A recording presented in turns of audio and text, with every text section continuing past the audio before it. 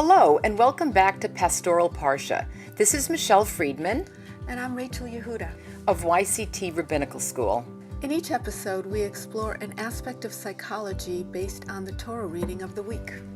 And today we're going to talk about the portion VaYeitzei. And our focus is going to be on dreams. So Rachel, have you had any interesting dreams lately? Oh, none as interesting as Jacob had. Really? You think Yes. Jacob's dream is an interesting one? Well, tell us why.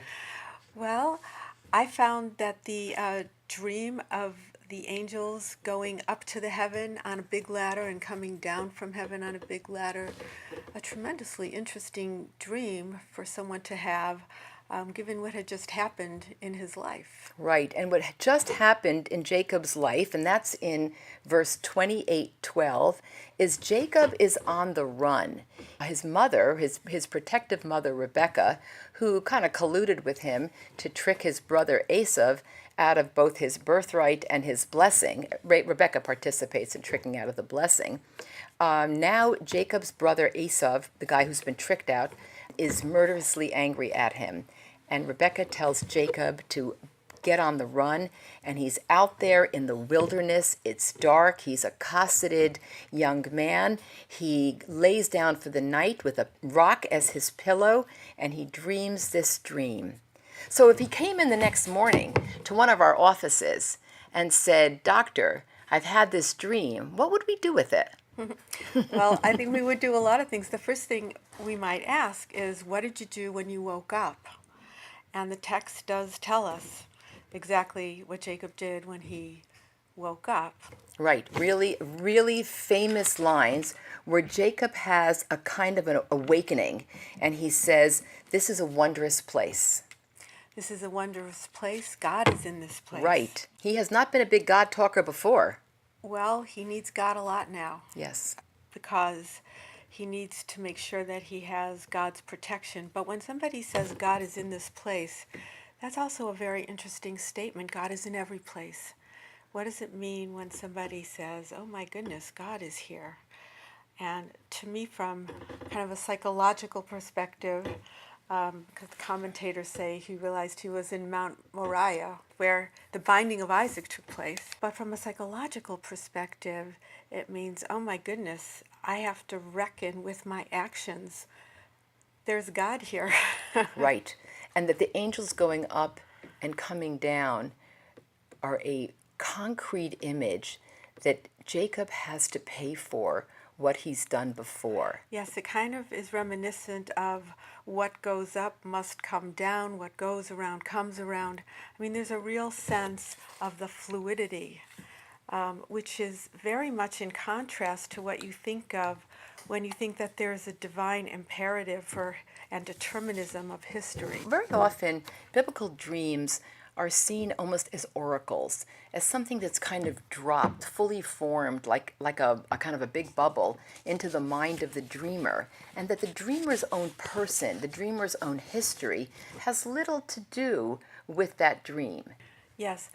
So let's think about Jacob's father for a minute. Sure. Isaac.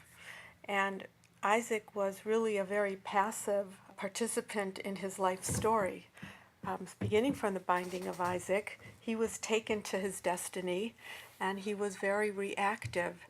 And in the story that precedes this Parsha, you have two brothers really struggling to understand what their destiny is, and it's all about their actions. And even the birthright issue is up for grabs. You can sell it. You can have deception around it. And so what's happening now is, instead of the story of the Jewish people unfolding as a manifest destiny, you just have to show up and God's will occur, it's really about individual actions. And when you know that your individual actions can affect history, this may cause you to really care about those actions a lot and also be anxious and concerned about them.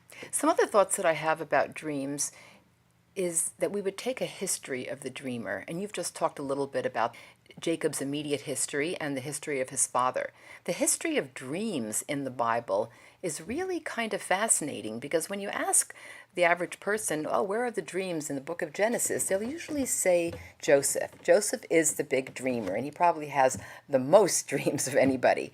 But actually, the first dream in the book of Genesis is dreamt by the king Abimelech, who is a non-Jewish king, and it's in this story back a couple of portions ago where the king is about to violate Abraham's wife, and then he has a dream where God warns the king, that Sarah is not in fact Abraham's sister, but rather his wife. So it seems almost like an omen, an oracle, a warning. But looking at it in a more personal context, we could also see that Abimelech has some agency, that he's a person who has some kind of awareness of what's gone on before, what's right and wrong, what part he wants to play in this story. And his dream comes out of his own unconscious as well as the historic events of the moment.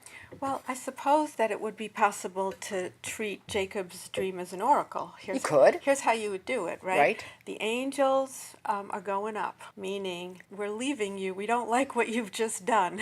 Right. You just got a blessing, not in the direct way. I mean, let's contrast Rebecca with Sarah for a minute, talking about family history.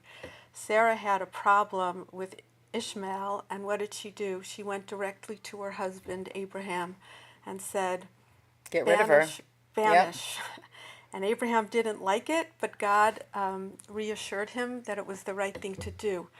But there was a very direct communication. That's not what happened with Rebecca and Isaac. Not at all. No. So Jacob didn't see that kind of a direct Rebecca saying to Isaac, hey, you're paying a lot of attention to the son that is not the one that is destined here. And so what are we going to do about that? Makes me think of something else, because we talked a couple of these segments ago about the big love story between Isaac and Rebecca. And look what happened.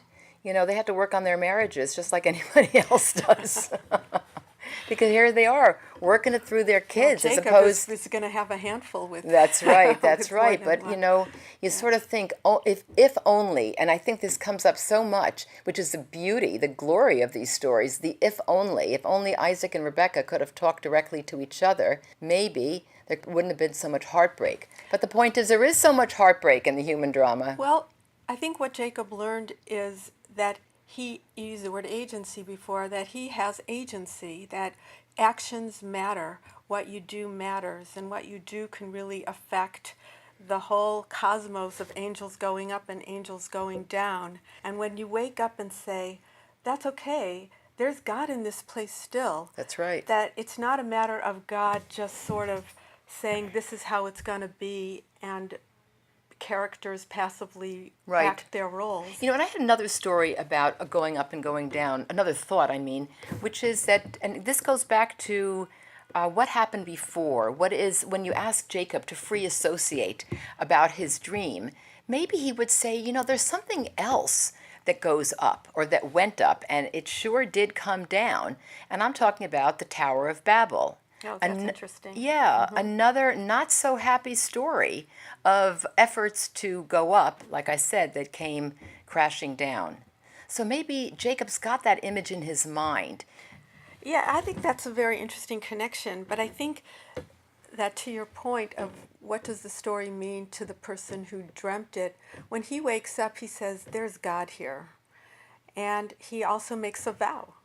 Right.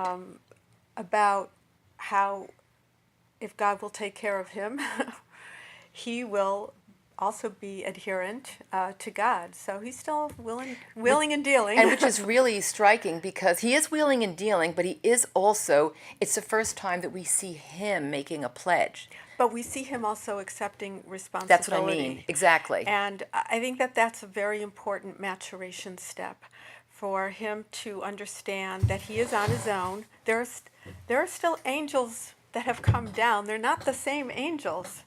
And when we leave home, when we leave our safe environment, it's up to us to sort of forge our direction, because the same protections that we had are not the same ones that we're going to carry with us. Which is exactly what you can say about psychological maturity.